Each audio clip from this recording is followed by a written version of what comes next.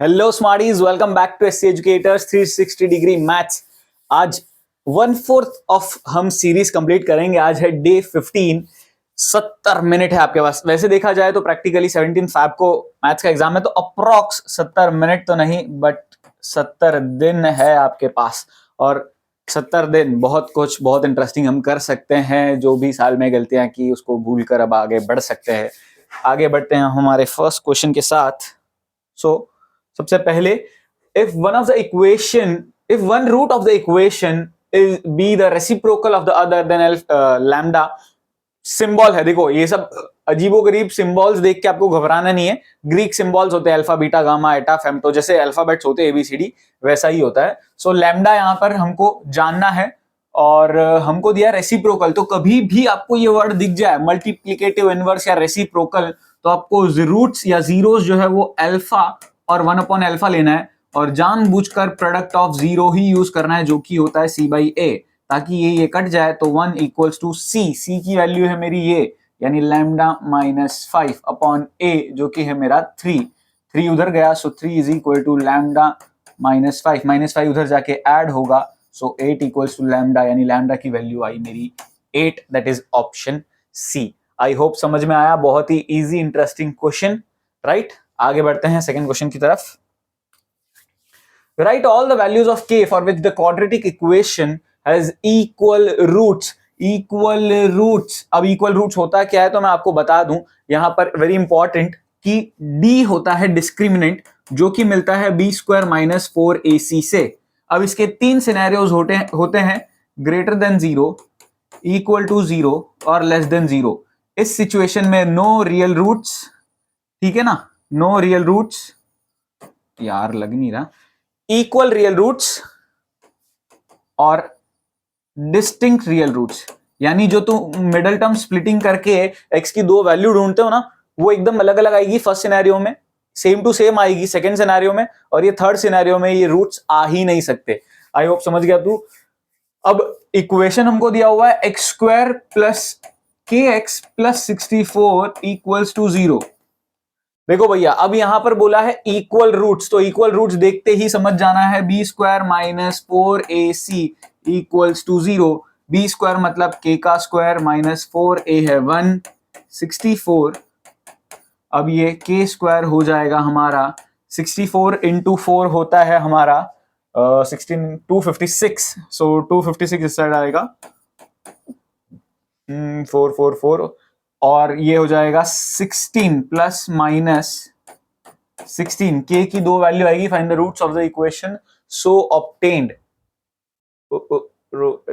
सी k की तो 2 values हो सकती है, अब रूट्स भी मुझे ढूंढने, तो रूट्स ढूंढने के लिए थोड़ी सी और मेहनत करनी पड़ेगी। 2 केस होंगे, एक k इक्वल्स टू 16 लेके चलना है और एक में k इक्वल्स टू -16 लेके चलना है। तो मैं अगर इक्वेशन में पुट करूं, सब्स्टिट्यूट करूं, तो ये हो जाएगा x² + 16x, ओके नहीं, 16x और plus 64 equals to 0। So middle term splitting अगर मैं करूं तो 8 × 8, यानी x² will be -8x, sorry +8x + 8x + 64। So x + 8 + 8x + 8। So x की 2 जीरोस मिलेंगे यहाँ पे, -8 और -8। इस सिनेरियो में अगर मैं देखूं तो x² -16x -64 equals to 0। So x² -8x, तो सॉरी +64 है यहाँ, -8x -8x + 64। सो ये हो जाएगा, x कॉमन लिया, x -8 -8 x -8। सो इसको सिंप्लीफाई करने पर x की 2 वैल्यूज आएगी 8 और 8। सो ये मेरे रूट्स भी होंगे। सिर्फ मुझे k की वैल्यू नहीं ढूंढनी थी, बट उस k की वैल्यू मैं पुट करूं अगर इक्वेशन में, तो 2 केस, क्योंकि k की 2 वैल्यू आई तो 2 वैल्यू सेपरेटली लेके मुझे आगे बढ़ना पड़ेगा, और यहां पर इक्वेशन से 2 रूट्स ढूंढने पड़ेंगे। आई होप समझ में आया। काफी इंटरेस्टिंग क्वेश्चन था ये। Next question. A dealer sells an article for ₹75 and gains as much % as the cost price of the article। Crazy question है, ध्यान से समझना, क्योंकि क्या है, पहले तो पढ़ाई की नहीं बचपन में, और अब ये cost price selling price, sir ये तो भूल ही गए एकदम। तो हम बेसिक सिंपल फंडामेंटल लॉजिक्स लगाएंगे, डे टू डे लाइफ में मैं जो यूज करता हूं वैसे ही। इतने में बेचा, खरीदा कितने में नहीं पता, तो मैं क्या करूंगा, let the cost price be x, ठीक है ना, कितना एक्स। अब प्रॉफिट जो हो रहा है वो एक्स पे x% हो रहा है, ध्यान से समझना, गेन मतलब प्रॉफिट, जो कमाई कर रहा है वो, सपोज करो 10 रुपए का अगर खरीदा तो 10 रुपए का 10% उसका प्रॉफिट है, तो x रुपीस का x% कितना होगा, x अपॉन 100 इंटू एक्स, यानी कितना हुआ x² अपॉन 100, ये उसका प्रॉफिट हुआ, ठीक है ना। x% of x, x% of x कैसे निकाला जाता है, ऐसे जैसे सपोज करो 6% ऑफ 6 निकालना होता तो 6 अपॉन 100 इंटू 6, ऐसे हम निकालते। डन। अब बेचा कितने में, 75 में, तो मैं कह सकता हूं cost price plus profit is equal to selling price, ठीक है ना, जितने में खरीदा उतने में अपना प्रॉफिट ऐड कर दिया, ऐड करूंगा तो जो बेचा वो प्राइस मिल जाता है। So x plus x² upon 100 equals to 75। LCM लेंगे इधर हम, so 100x plus x² whole upon 100 equals to 75, ये उधर जाएगा तो सिंप्लीफाई होके इक्वेशन बनेगी x² plus 100x equals to 7500, so x² plus 100x minus 7500, middle term splitting करेंगे तो ये 15 फाइजा होता है, लेकिन मुझे 100 चाहिए तो मैं कुछ 150 और 50 ले सकता हूं, यानी ये हो जाएगा x² plus 150x minus 50x। देखो 15 फाइजा 75 और 2 जीरो लगा दो तो 7500 बन जाता है, राइट। सो आगे सिंप्लीफाई अगर मैं करूं, x कॉमन लिया अंदर बचा x प्लस 150 माइनस 50 कॉमन लिया अंदर बचा 150, सिंप्लीफाई करने पर x की एक वैल्यू आएगी -150, जो कि हो नहीं सकता, कॉस्ट प्राइस हमारा था। सो 50, अब हमको कॉस्ट प्राइस ही पूछा था तो फाइनल स्टेटमेंट जरूर लिखना है, cost price of the article is ₹50, ऐसा स्टेटमेंट पूरा लिखना है, तब जाके पूरे मार्क्स मिलेंगे। डन। ओहो, नेक्स्ट क्वेश्चन, ऐसा खतरनाक क्वेश्चन, इस तरह के क्वेश्चन को देखते ही अभिजीत, अरे बाप रे कैसा क्वेश्चन दे दिया है, बहुत इजी, बहुत इजी, लेंदी जरूर होगा, कैलकुलेशन वाइज कॉम्प्लिकेशन है, बट स्टेप्स कोई नए out of the box creative नहीं लगाने, जैसे हमको ट्रिग्नोमेट्री के प्रूव दैट में करना पड़ता है। सिंपल है, a हो जाएगा मेरा 9 x² का कोएफिशिएंट, b हो जाएगा मेरा -6a², इतना पूरा x का कोएफिशिएंट, और c मेरा सिंपली हो जाएगा a⁴ minus b⁴, that's it. अब मुझे सॉल्व करना है तो सबसे पहले तो d डिस्क्रिमिनेंट ढूंढेंगे, that is b² minus 4ac, b² मतलब -6a² का स्क्वायर माइनस 4a है मेरा 9 और c है मेरा a⁴ माइनस b⁴, ठीक है। अब -6 का स्क्वायर होता है 36, a² का स्क्वायर होता है a⁴। अब देखो नंबर्स में देखा जाए तो 9 4 36, यानी 36 के हिसाब से ये ब्रैकेट खुलेगा, सो -36 a⁴ माइनस माइनस प्लस और 36 b⁴, ये और ये कैंसिल हो गया, सो सिर्फ बचता है 36 b⁴, दैट्स इट, डन। अब मुझे ढूंढना है x का वैल्यू, जो कि होता है -b plus minus √d upon 2a।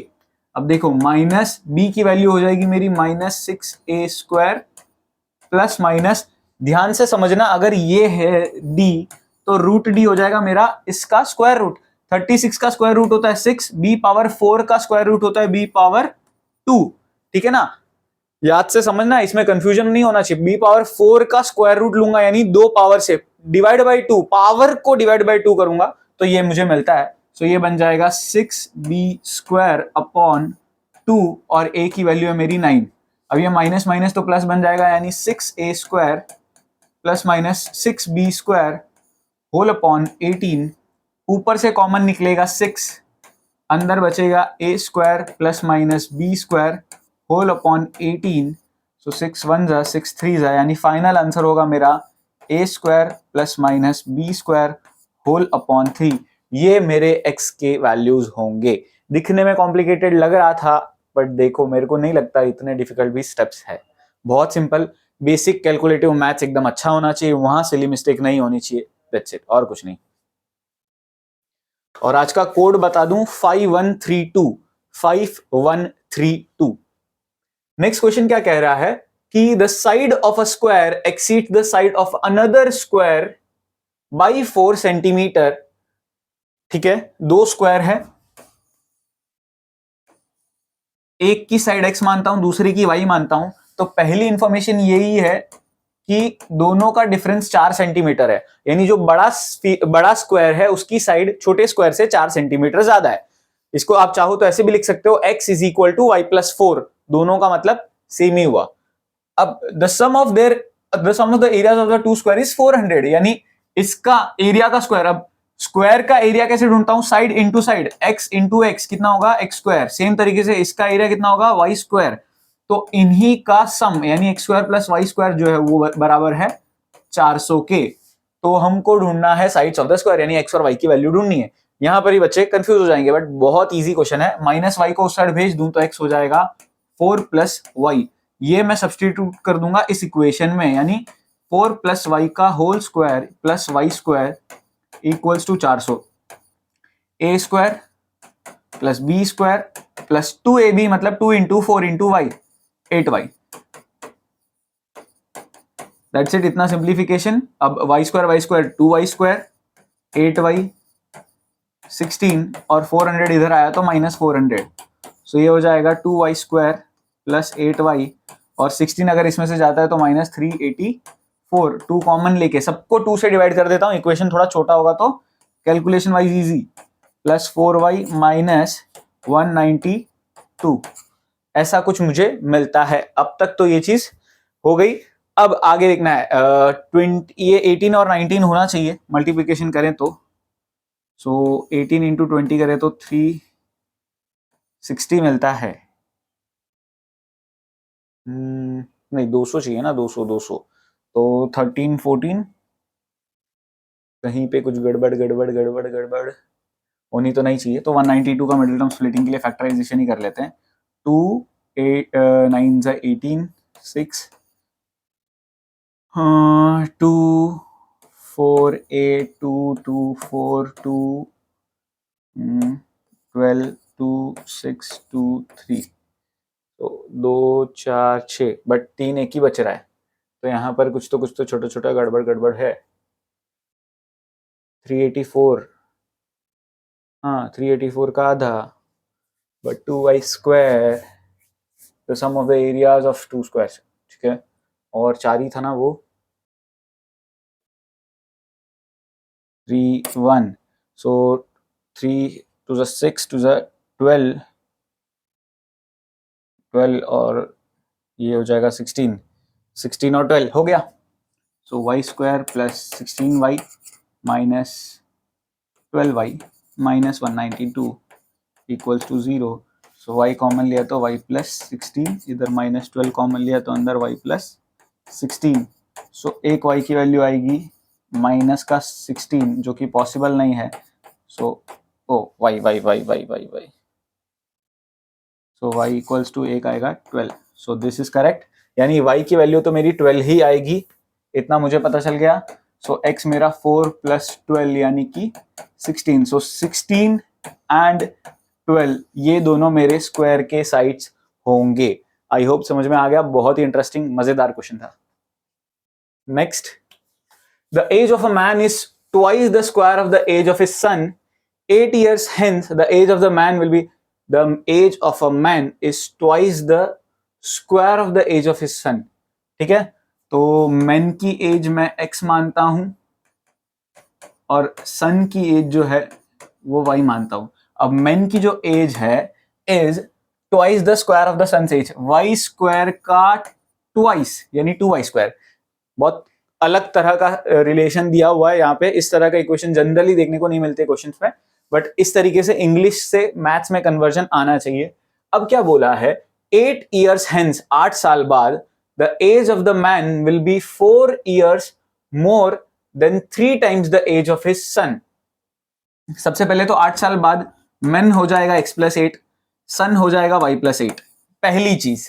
अब रिलेशन की बात करें, 4 years more than 3 times the sun, यानी इसको अगर मैं 3 times कर दूं और प्लस कर दूं कितना मोर 4, तब जाके दोनों की एज इक्वल होती है. सन की एज को 3 टाइम्स करके 4 ऐड करूं तब जाके वो फादर के बराबर बैठ रहा है. अब इस चीज का सिंप्लीफिकेशन करना है. ये इक्वेशन बहुत इंपॉर्टेंट, अच्छा था, ध्यान से समझना. अब यहाँ पे x में ऑलरेडी रिलेशन ढूंढ चुका हूं 2y², तो ये सब्सटीट्यूट कर दूंगा. ये हो जाएगा 3y + 28. सो ये 3y उस साइड जाएगा तो -3y. ऑलरेडी 8 प्रेजेंट है और माइनस का 28. So this becomes 2y² - 3y - 20. अब मुझे चाहिए 40 मिलता है. 8 5 जा 40 और हाँ डन. सो 2y² - 8y + 5y - 20 = 0. 2y common लिया, अंदर बचा y - 4. 5 कॉमन लिया, अंदर बचा y - 4. सो एक y की वैल्यू मिलेगी मुझे -5/2, जो कि पॉसिबल नहीं है. एज कभी नेगेटिव में नहीं हो सकती, ना फ्रैक्शन में हो पाएगी. और एक y की वैल्यू मुझे मिलेगी 4 इयर्स. ये करेक्ट है. सन की एज होगी 4 इयर्स प्रेजेंट एज, और फादर की हो जाएगी 2 और 4 का स्क्वायर. सो 4 का स्क्वायर इज 16. 16 2 पहले एकदम एक्सट्रीमली होशियार चंद की तरह ये 2 और 4 को मल्टीप्लाई मत कर देना. बॉडमास का रूल, पहले bracket, this is very important. 4 का स्क्वायर 16. 16 2 32. सो फादर की एज 32 ईयर्स है और सन की एज 4 इयर्स है. ये फाइनल इंग्लिश लिखनी है. This is very critical important. That's it. So quarterly हमने सीरीज को कंप्लीट कर लिया है. वीडियोस कोई दिन मिस हुए हैं जरूर देखना. क्वेश्चंस एक से बढ़कर एक एनालिसिस करके डिराइव्ड क्वेश्चंस है, जरूर देखना. Thank you so much for watching. मिलते हैं नेक्स्ट वीडियो में.